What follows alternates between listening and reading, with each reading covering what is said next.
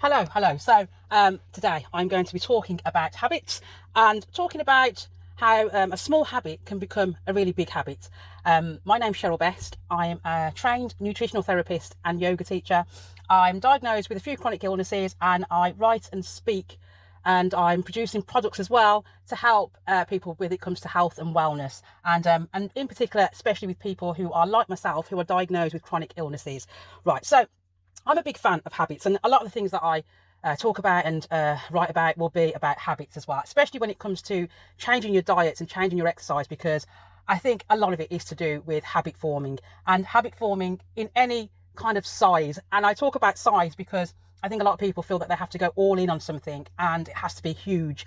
And a lot of the times, those huge, great big things can cause failures because the habit itself is too big. Right, so what is a habit? So a habit is something that you are doing regularly, and sometimes you realize that you're doing it, and sometimes you don't realize what you're doing. So we've got these habits that we've had from being children where we know that every day we must brush our teeth, and that is a habit.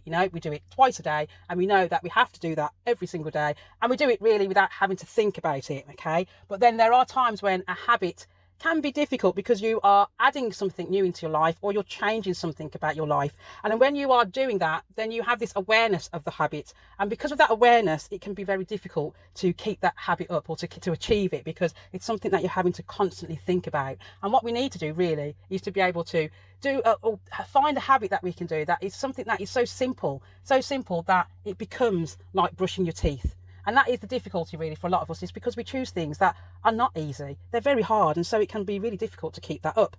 So Leo Babuta, I think that's how you say his surname, but he has a saying where he says, "Start so easy you can't say no." So that is an issue, isn't it? Because we are starting with great big things where you're looking at that thing and you're like, no, I'm not doing it. So we need to be able to say yes to these things, and the way that we can do that is by allowing something to be really, really small. Because saying no, and especially when I say no, it is quitting. It is quitting, and I'm quitting because it's too hard and it's too stressful. Okay, so when we are changing our lifestyle, it is important that we make it easy. Easy creates a quick win. Okay, and just imagine how we can have these multiple wins throughout the day because we've made the habit really small. And that's what we really want to thrive for. We want to have these habits so we're feeling amazing throughout the day.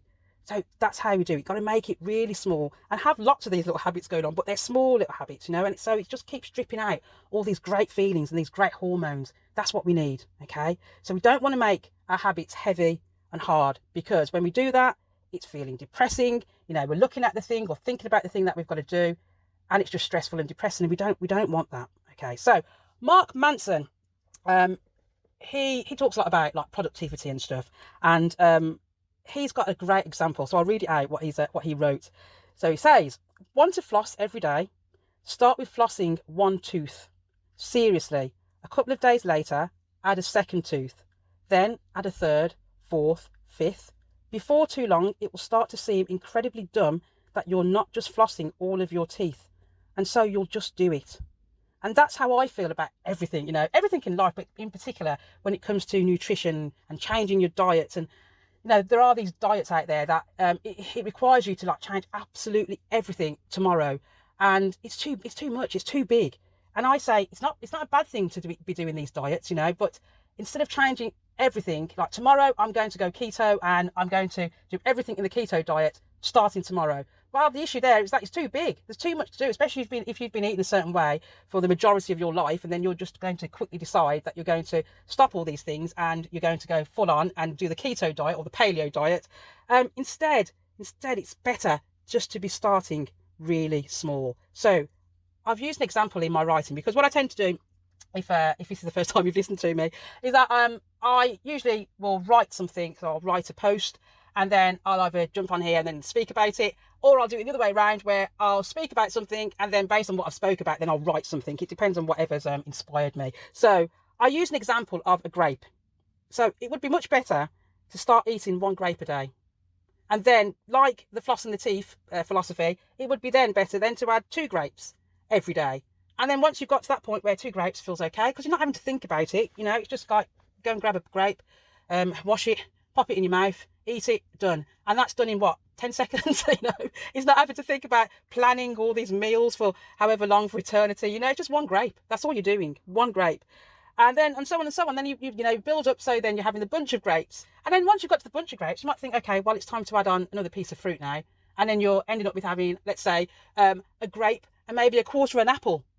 And then it just builds on and builds on and builds on. And this is much better than having, say, like a fruit salad. So instead of committing to having, say, a fruit salad every single day, where the fruit salad is possibly going to be really hard and forceful, especially if you're not used to eating fruit every single day, because then you've got to go and buy the fruit, and then you've got to get the fruit then and then chop it up.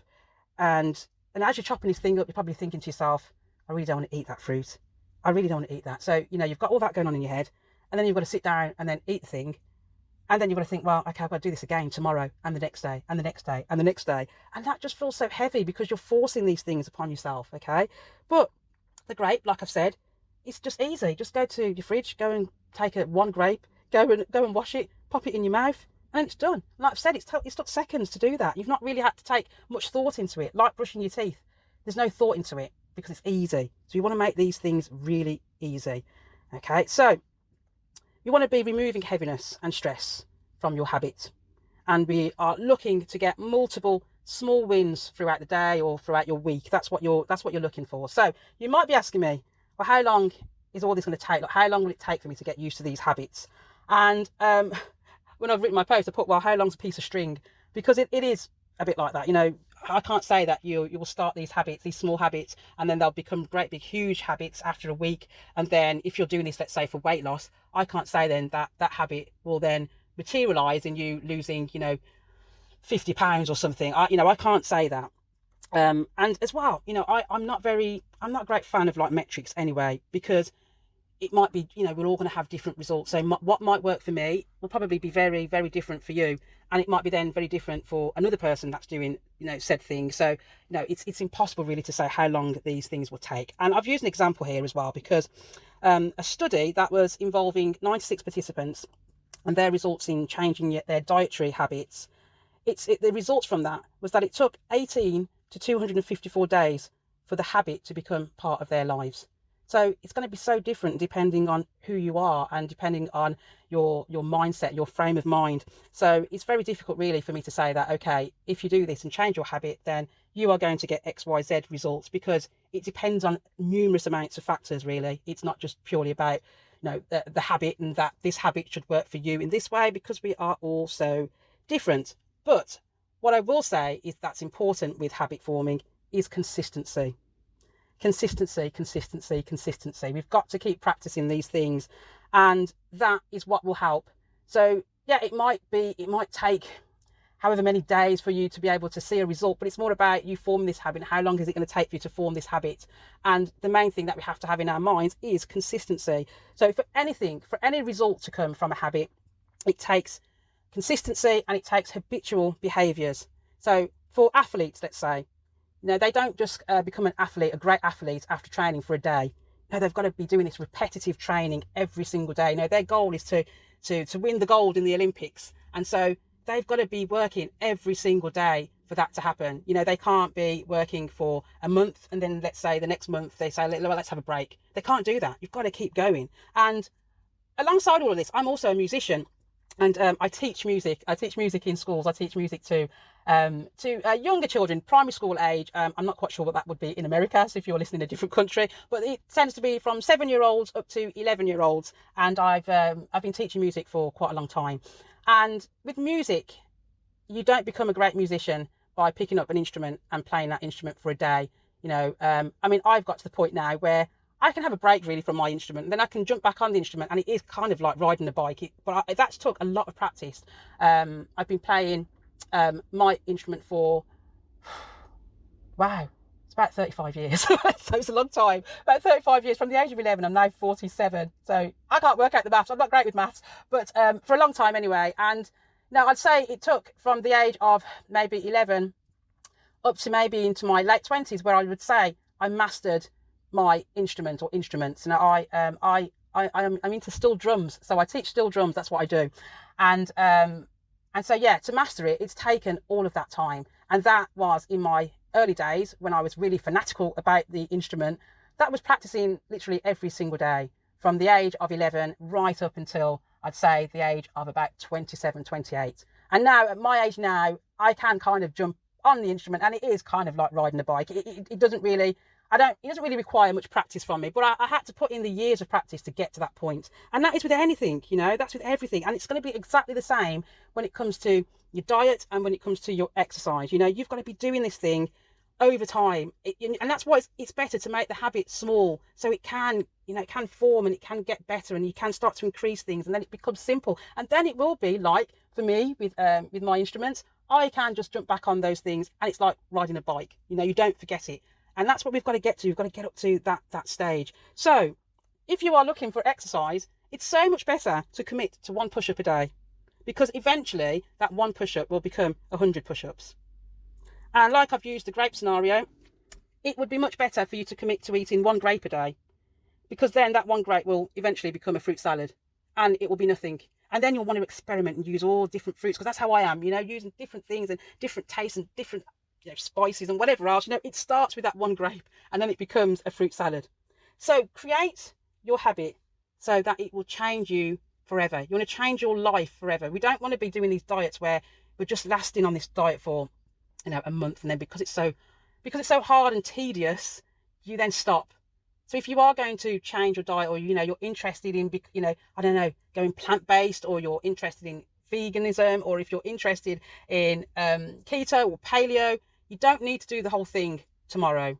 Just take little parts of those diets and just see if you can change one little thing about it, and seeing if you can build up that habit with that one thing. And then when you feel great with that, then let's look at adding on another thing, and then another thing, and then another thing. Okay, so we don't want hard and heaviness. Okay, we don't want that. So we want to take that away, take that out of your life, and instead what we're aiming for is for consistency and ease. It's got to be easy, and we want multiple things, these multiple wins throughout the day to make us feel fantastic. That's what we're needing. Okay. Oh, that was a long one. That's a long one for me anyway. So anyway, I'm going to sign off. I'm going to come off now, but I hope you have a wonderful, wonderful, wonderful day. It is beautiful over here in the UK. We've got this nice weather. I don't know how long this is going to last, but we just need to lap it up while it's here. It is now, what date is it today? It is the 24th of June, 2024, and it is wonderful. It's a lovely, lovely day. So if you are listening to me in the UK with this wonderful weather, I hope you have a lovely time or lovely day. And wherever else you are, have a wonderful day. You take care. Bye-bye for now. Bye-bye.